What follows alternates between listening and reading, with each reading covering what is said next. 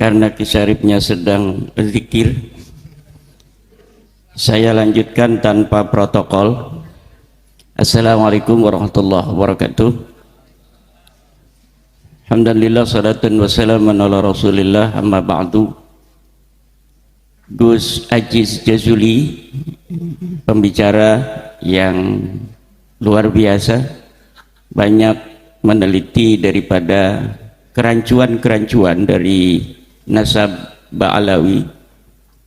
Saya juga dapat banyak faidah-faidah dengan adanya para kiai-kiai muda dari Nahdlatul Ulama seperti Gus Aziz Jazuli dan yang lain-lainnya yang ikut serta di dalam bagaimana meneliti daripada nasab-nasab Ba'alawi ini. Yang akhirnya saya sekarang tidak sendirian, banyak sekali para ulama-ulama, wabil khusus ulama-ulama muda seperti Gus Aziz Jazuli ini, Tengku Said Qori dan yang lainnya yang ikut bagaimana mengupas daripada kerancuan nasab Ba'alawi ini. Dalam kesempatan yang singkat ini saya hanya akan merespon dari surat edaran yang disampaikan oleh sebuah pondok pesantren di daerah Jawa Tengah, yaitu Pondok Pesantren Al-Anwar, yang membuat edaran tentang takzim nasab Ba'alawi. Jadi membuat sebuah edaran untuk santri dan alumni, namun edaran ini dipost di media sosial. Takdim Nasab Bani Alawi dari Pondok Pesantren Al-Anwar 1, pimpinan Gus Naji kalau tidak salah, bahwa berdasar pada penelitian mendalam oleh Lajnah Tarbiyah wa Taskif Pondok Pesantren Al-Anwar, dihimbau dengan sangat bagi seluruh santri, alumni maupun muhibbin untuk tidak turut serta dalam upaya menyebarkan keraguan-keraguan akan kesahihan nasab Bani Alawi sebagai keturunan dari baginda Nabi Muhammad SAW. Hal tersebut setidaknya pada 6 alasan utama.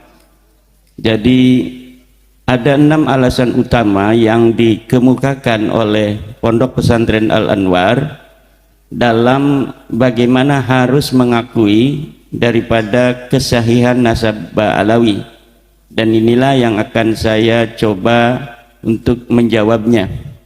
Yang pertama, alasan beliau, alasan daripada edaran dari Pondok Pesantren Al-Anwar ini, bahwa tidak ada ulama yang mensyaratkan kitab sezaman.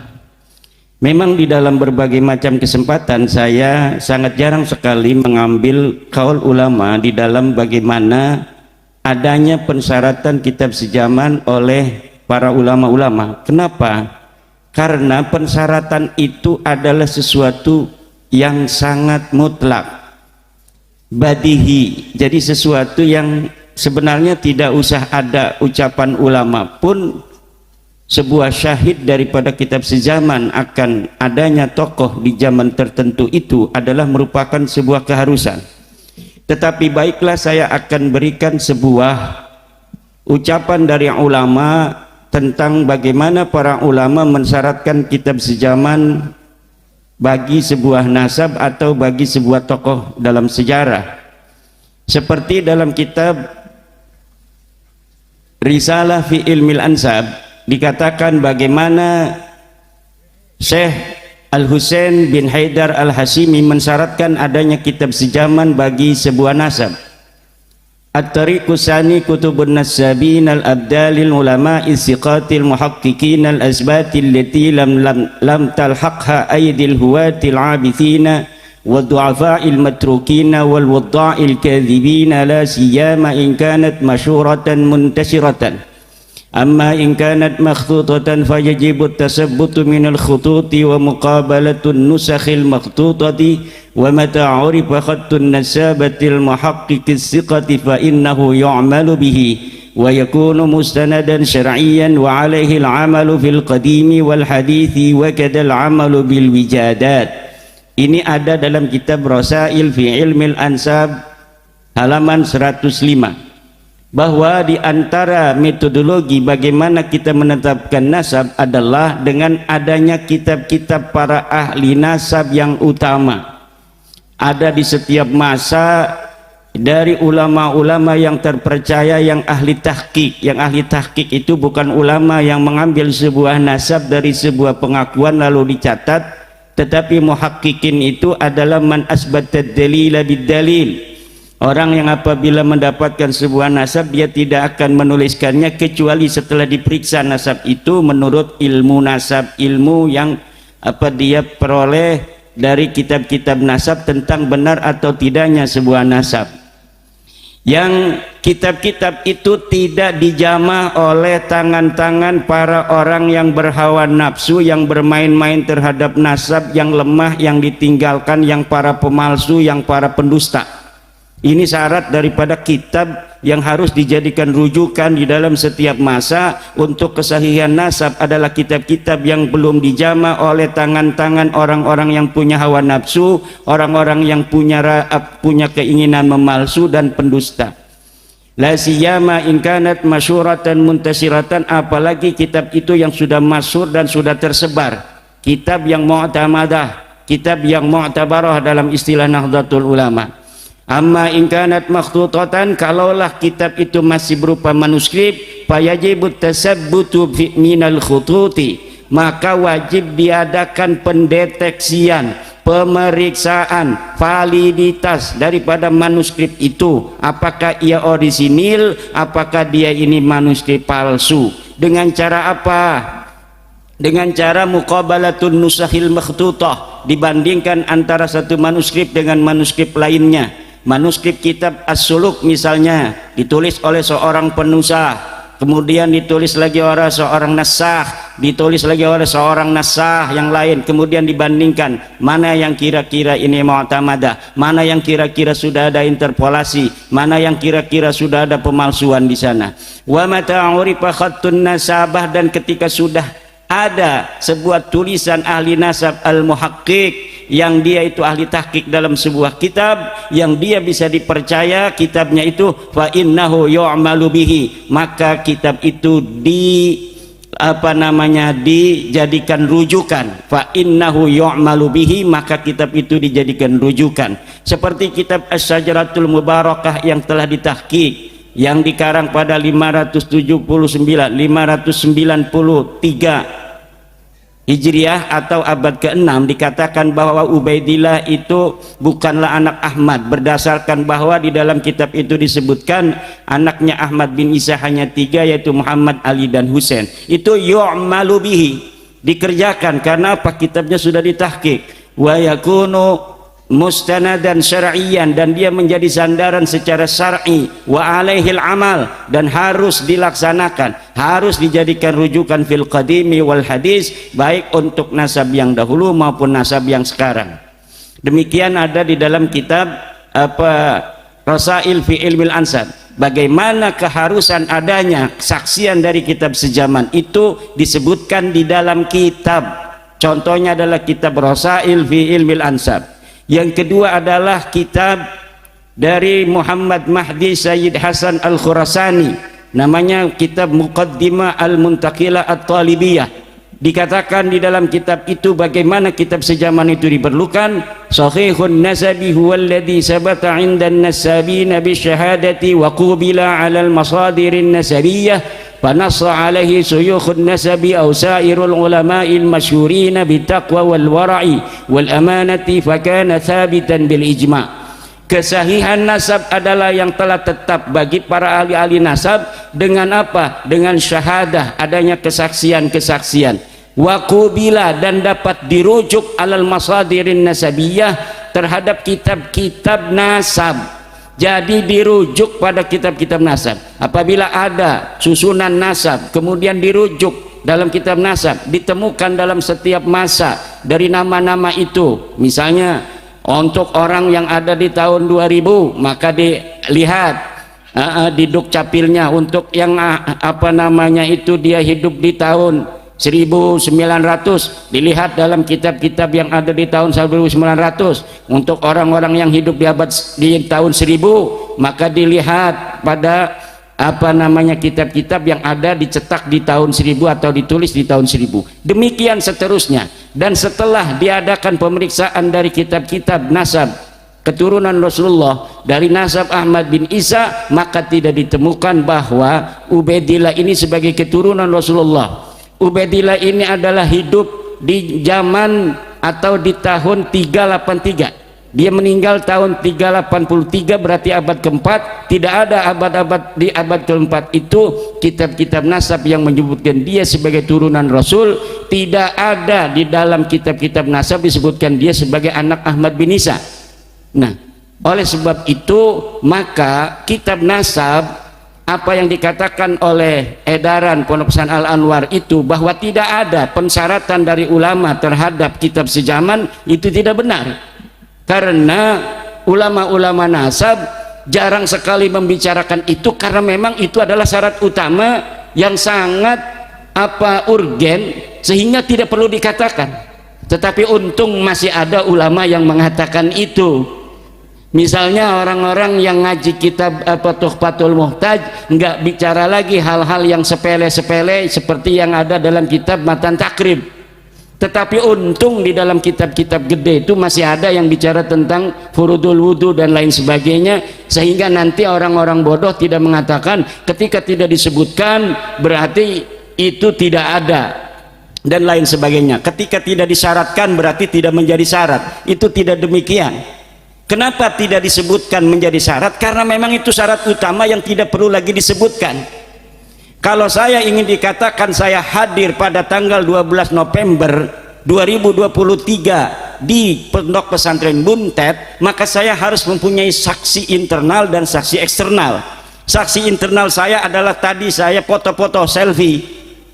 Saksi eksternalnya adalah youtuber-youtuber ini yang merekam keberadaan saya di Pondok Pesantren An-Nadwa Buntet. Kemudian setelah 100 tahun lagi, apabila ada orang mengatakan bahwa Imaduddin Utsman berada di Buntet, maka ini bisa dirujuk benar ataukah tidak. Ketika dilihat di dalam tulisan-tulisan orang yang hari ini hadir, kemudian dia mencatat di dalam buku-bukunya bahwa saya menghadiri pada tahun 2023 tanggal 12 November di Pondok Pesantren Buntet, saya hadir di sana dalam acara Kongres 1 Perjuangan Wali Songo dan dihadiri oleh Ki Haji Imaduddin Utsman Al-Bantani, maka itu sudah menjadi data sezaman karena ditulis oleh orang yang hadir pada saat saya hadir di sini. Itu namanya data primer.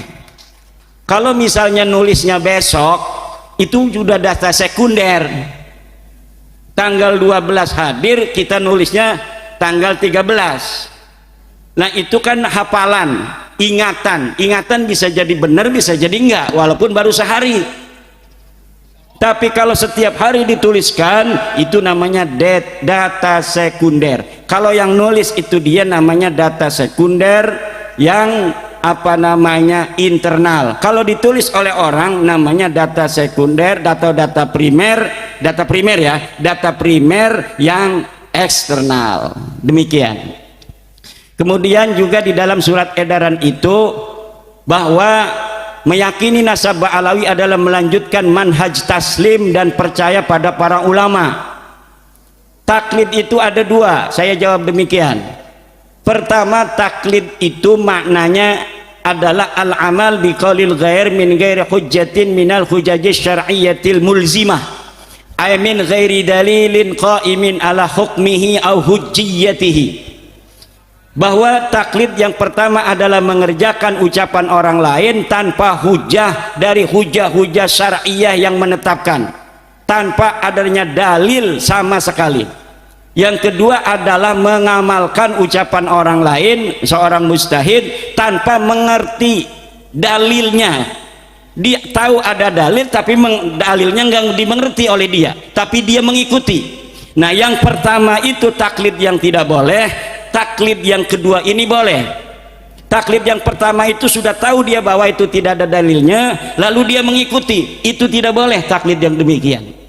Kemudian kita tahu itu ada dalil tapi kita tidak terlalu paham karena mungkin keilmuan kita tidak sampai ke sana, maka kemudian kita mengikutinya dengan tahu ada dalil tapi kita tidak mengerti dalilnya.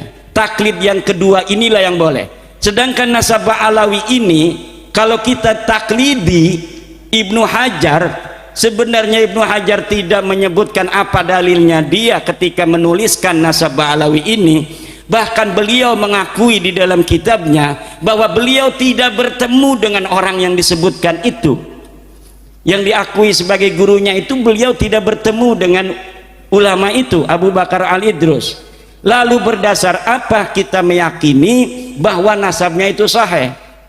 Lalu kenapa Ibnu Hajar mencatat? Ibnu Hajar mencatat karena husnudzon, karena murid-muridnya daripada Abu Bakar Al-Idrus ini orang soleh-soleh, apalagi gurunya. Kalau gurunya soleh, masa iya dia itu berbohong terhadap nasabnya?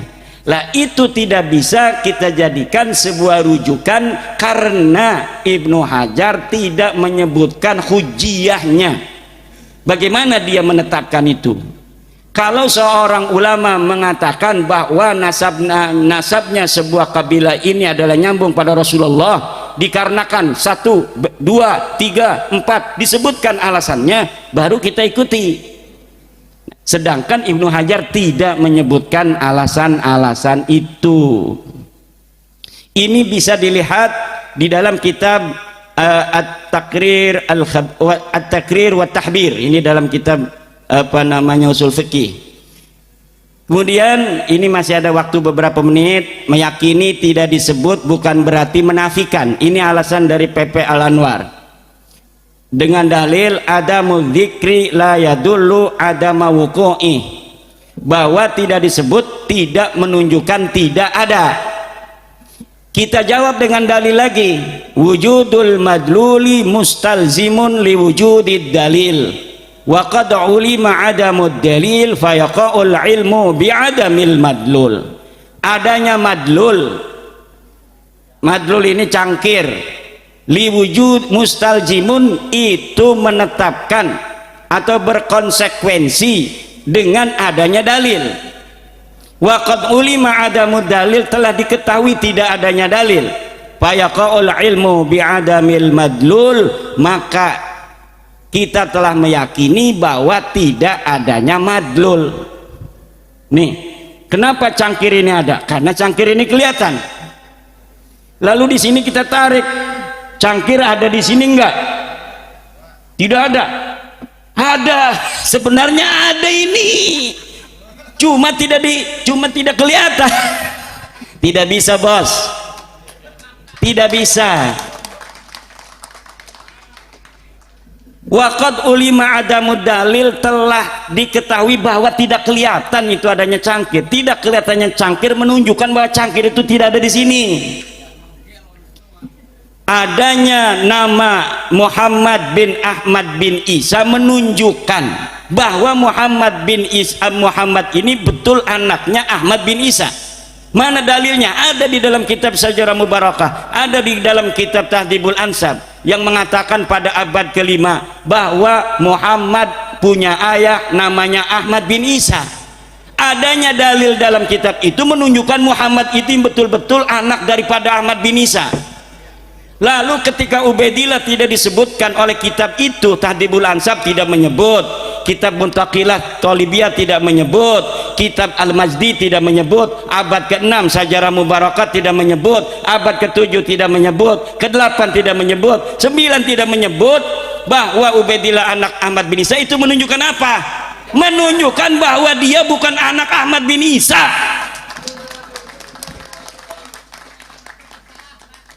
Kenapa tidak ditulis? Ya karena bukan anaknya. Karena tidak ada orangnya aja, tidak ada, gimana ditulis? Ada yang mengatakan kiai dari Banten, coba sebutkan abad ke-5 sampai abad ke-9 ulama siapa yang menolak Ubaidillah sebagai anak Ahmad bin Isa. Tidak ada kata saya yang menolak Ubaidillah sebagai anak Ahmad bin Isa. Kenapa tidak menolak? Karena memang tidak ada. Bagaimana orangnya tidak ada kok ditolak? Kalau ada misalnya ujuk-ujuk ada orang ngaku datang ke Cinangka, saya anaknya Kiai Yusuf Mubarak. Cek Yusuf manusaha, enggak ada, enggak inget-inget punya anak dia. Kenapa ditolak sama Abah Yusuf? Karena dia ada dan mengaku. Nah kalau Ubaidillah kenapa enggak ada yang nolak itu selama 5 abad? Karena memang di abad ke-5 sampai 9 orangnya tidak ada, tidak tercatat dan tidak ada, makanya tidak ada yang nolak. Yang nolak itu sekarang karena tahu kitab-kitabnya sekarang ditemukan. Kitab abad ke-5 ada, ke-6 ada, ke-7 ada, ke-8 ada, ke-9 ada, semua keturunan Ahmad bin Isa dicatat. Yang enggak dicatat cuma Ubaidillah. Menunjukkan apa? Karena Ubaidillah bukan anak Ahmad. Karena ini udah maghrib, pertanyaan-pertanyaannya ini mungkin nanti, ini juga belum selesai, ini masih banyak sekali dari Ponpes Al Anwar. Ada 6 poin, mungkin dalam kesempatan lain akan saya jawab. Demikian karena sudah maghrib. Wallahu wal muwafiq ila aqwamit thoriq. Wassalamualaikum warahmatullahi wabarakatuh.